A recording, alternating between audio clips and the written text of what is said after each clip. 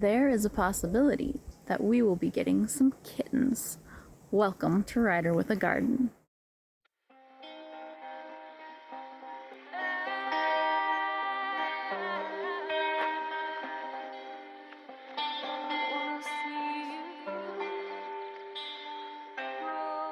Let me get past this patch of spiky things. So my husband went on a plumbing job just a couple weeks ago. His customer had a pregnant barn cat, and the guy was making fun of himself. He was like, I don't know, she just keeps getting pregnant. I wish there was some way that I could prevent her from getting pregnant. But anyways, he made fun of himself, and they exchanged phone numbers.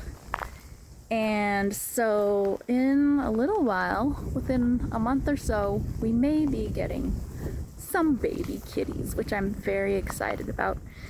We only have one cat right now, and yeah, it'd be nice to add to that.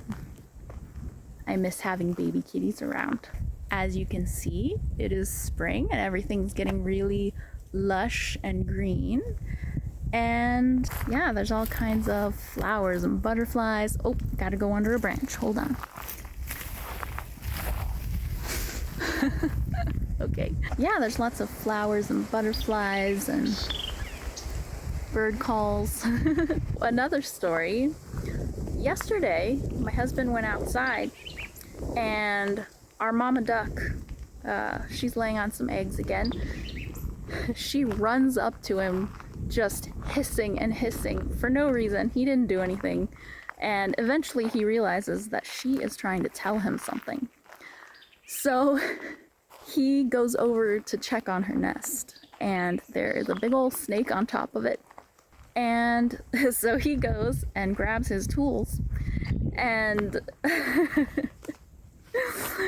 he got out, I think it's one of those tree trimmers with a really long handle on it, and he goes over there and chops the thing in half with a 6-foot pole with a saw on the end of it, right? And as he chops it in half, an egg comes flying out of its mouth. This is great. And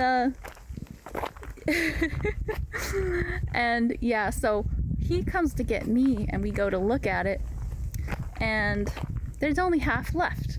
There's the tail end of the snake is wiggling around on the ground. And we're like, oh, where'd the head go? And then we found a trail.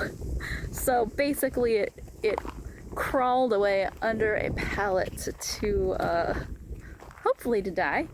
But oh yeah, I hate that too. It's like, oh, I'm so glad that my bird and her nest are safe from that snake, but at the same time, I don't want to torture the poor snake. I don't want anything to happen to them either. I don't know. It always makes me feel bad.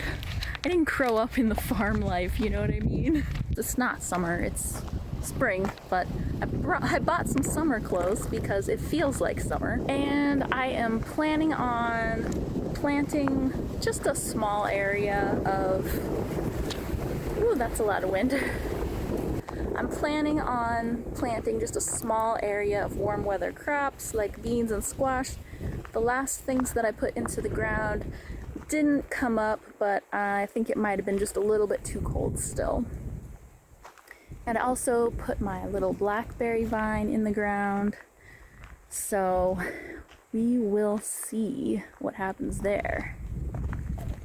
I haven't been very active in the garden. I haven't been very active at all. But, you know, sometimes that's life. So I have been thinking that I really enjoy learning about a lot of alternative lifestyles. So like the tiny house movement and minimalism,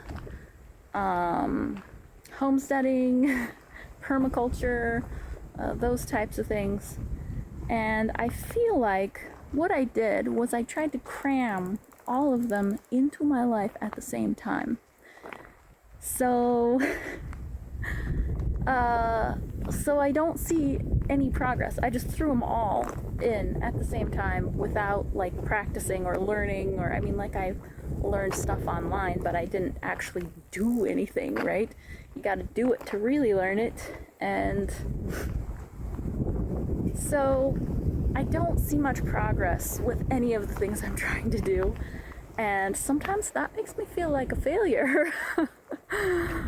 But, yeah, so I wouldn't recommend that. I would recommend maybe trying one or two things at a time and really getting into it. Doing a slow transition so that you can feel accomplished in what you're trying to do and also still have everything that you need, you know, in the other areas of your life. That just seems more practical. Okay, I think that's it for today. Bye-bye. The guy, he was...